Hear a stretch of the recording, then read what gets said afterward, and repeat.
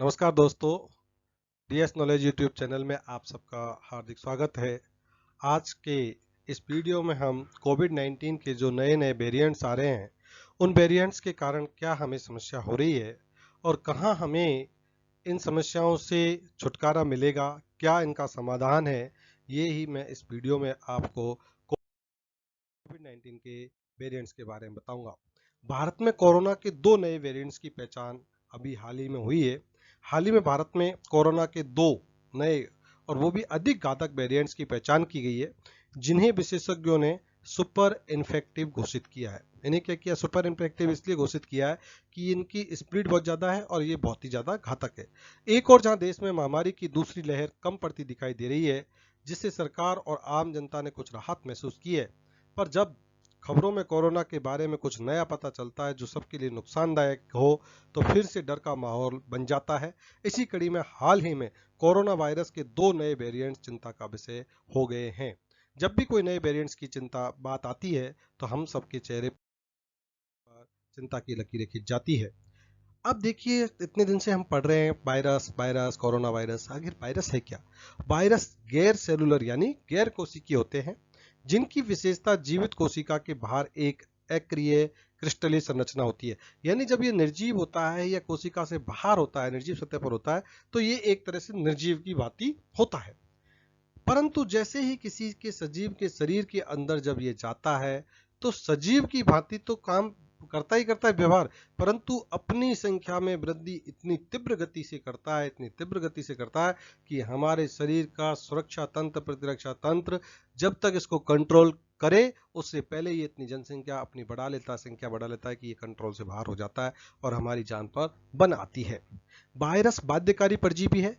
एक बार जब ये किसी कोशिका को संक्रमित कर देते हैं, तो खुद को रेप्लिकेट करने के लिए मेजबान कोशिका के तंत्र पर कब्जा कर लेते हैं। यानी जिसके अंदर, जिसकी बॉडी में ये घुस जाता है, उसके पूरे ऊपर कब्जा कर लेता है। ध्यान देने वाली बात यह है कि किसी भी वायरस में आरएनए और डीएनए दोनों ही नहीं होते। यानी वायरस के अंदर न आरएनए पाया जाता है और न डीएनए पाया जाता है। इसीलिए इसके जो है वैक्सीन बनाना सबसे बड़ी चुनौती का काम होता है। वायरस को सजीव और निर्जीव के बीच की कड़ी कहा जाता है। देखिए दोस्तों, विज्ञान में वायरस को सजीव और निर्जीव के बीच की कड़ी मानते क्यों मानते हैं? कि जब ये बाहर, यानी किसी भी सजीव कोशिका से बाहर है, तो निर्जीव की भांति रहता है, और जब किसी सजीव के अंदर चला जाता है तो सजीव की भांति काम करता है। इसलिए इसे सजीव और निर्जीव के बीच की जो है कड़ी माना जाता है। नए वेरिएंट्स कोरोना वायरस लगातार रूप बदल कर लगातार खतरनाक होता जा रहा है और आए दिन इसके नए नए वेरिएंट्स सामने आ रहे हैं। देखिए, वेरिएंट्स क्या होता है कि इसका जो मूल है, इसकी जो जीनी संरचनाएं हैं, उसमें कुछ ना कुछ परिवर्तन हो जाए। अब जो वैक्सीन बनी, वो एक निश्चित, पहले जो कोविड 19 का वायरस देखा, उसका एक निश्चित वेरिएंट देखा, उसको कंट्रोल करने के लिए वैक्सीन बनाई। अब उस वैक्सीन जीन की संरचना में क्या हुआ, नए वेरिएंट्स में चेंजेस हो गया, तो वैक्सीन का असर भी कम होता है उसके ऊपर, और वो अधिक घातक भी हो सकता है, कम घातक भी हो सकता है। परंतु अब तक जितने भी केस आए हैं, नए नए वेरिएंट्स आए हैं, वो ज्यादा घातक ही सिद्ध हुए। एक और देश में कोरोना की दूसरी लहर का असर कम हो रहा है और लगातार कोरोना के मामले में गिरावट आ रही है। वहीं दूसरी ओर कोरोना के नए नए वेरिएंट्स आम जनता और सरकार की चिंता बढ़ा रहे हैं। भारत में पहचाने गए दो खतरनाक वेरिएंट्स अभी। पहला वेरिएंट्स N440 के, यह पहली बार गुजरात में इसी साल 2021 की जनवरी में महीने में आया और इसके बाद ये धीरे धीरे पूरे देश में फैल गया। इसके वेरिएंट्स के 50% केस तेलंगाना, महाराष्ट्र, कर्नाटक और छत्तीसगढ़ में रहे। ये वेरिएंट्स किसी अन्य स्ट्रेन के मुकाबले 10 गुना ज्यादा संक्रामक क्षमता रखता है। यानी इसकी रोग फैलाने की क्षमता और प्रभावित करने की क्षमता 10 गुना ज्यादा है।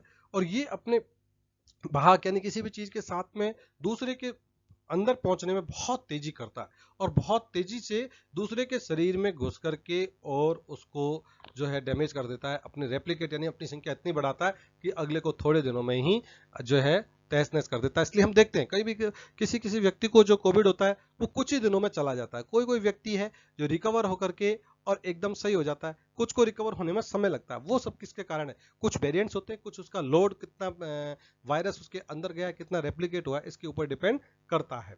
तो ये सारी चीजें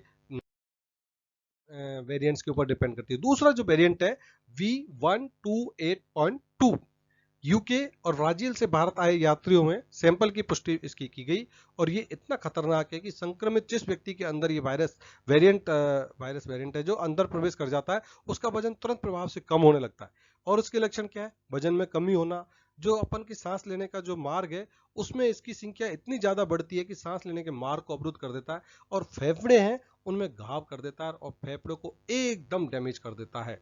और हाल ही के दिनों में वैज्ञानिकों ने वायरस का एक नया रूप और देखा, जो अभी हमने 2-3 दिन पहले अखबारों में पढ़ा था। एम्स ने ये कहा था कि डेल्टा नामक जो वायरस का वेरिएंट है वो इतना खतरनाक है कि उसके ऊपर तो कोविड वैक्सीन, जो कोरोना के संबंधित वैक्सीन है, वो दोनों डोज लगी हुई है, वो भी कारगर नहीं है, उनके ऊपर भी वो खतरनाक साबित हो रहा है। और राजस्थान के अंदर दूसरी लहर में जो सबसे ज्यादा नुकसान हुआ है बहुत ज्यादा, उसका कारण भी एक डेल्टा वेरिएंट का माना जाता है। और वैज्ञानिकों ने अपने शोधों में ये पाया है कि ये जो है वेरिएंट्स है, इस पर वैक्सीन भी काम बहुत कम कर रही है या नहीं के बराबर कर रही है। कोरोना बहरूपिया की तरह बार बार अपने रूप बदल रहा है और हर बदलता रूप से खतरनाक साबित हो रहा है। बहरूपिया मतलब इसके जो नए नए वेरिएंट्स आ रहे हैं, ये अपने आपके रूप चेंज कर रहा है, रूप बदल बदल के नए नए रूप में सामने आ रहा है। यही हमारे वैज्ञानिक और डॉक्टरों के लिए एक बड़ी चुनौती बनी हुई है। वैज्ञानिक जब तक वेरिएंट्स का पूरा अध्ययन नहीं कर पाते तब तक नया, यानी उस वेरिएंट्स को पहचानते उससे पहले एक कोई दूसरा वेरिएंट्स आ जाता है। सबसे बड़ी चिंता तो यह है कि कुछ वेरिएंट्स ऐसे आ गए जिन पर वैक्सीन का असर नहीं होगा, तो आने वाले समय में एक बहुत बड़ी चुनौती हमारे लिए, सबके लिए होगी। अब इसके बचाव के लिए क्या है? जब तक ऐसे वैक्सीन ग्लोबल लेवल पर तैयार नहीं हो जाए जो कोरोना के सभी वेरिएंट्स पर कारगर हो, तब तक इसका समाधान विज्ञान की दृष्टि से मुश्किल आता है, क्योंकि एक ऐसी वैक्सीन जब तक तैयार नहीं होगी जो जितने भी वेरिएंट्स आए उन पर भी वो कारगर हो। वैज्ञानिक यूनिवर्सल वैक्सीन की दिशा में लगातार कार्य कर रहे हैं। ग्लोबल वैक्सीनेशन इसके खात्मे के लिए जरूरी है, तभी इसके वेरिएंट्स पर नियंत्रण होगा।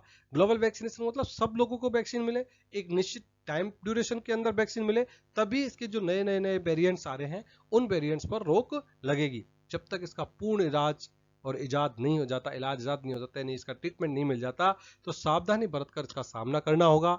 सरकार के द्वारा जो जन जागृति का प्रचार प्रसार करना होगा और सरकार द्वारा जो गाइडलाइन जारी की जाती है उसका पालन करना होगा। और हमें जो कोरोना से संबंधित विभिन्न भ्रामक जानकारी है उनसे बचते हुए सही जानकारी ही इससे बचाव का एक सबसे अच्छा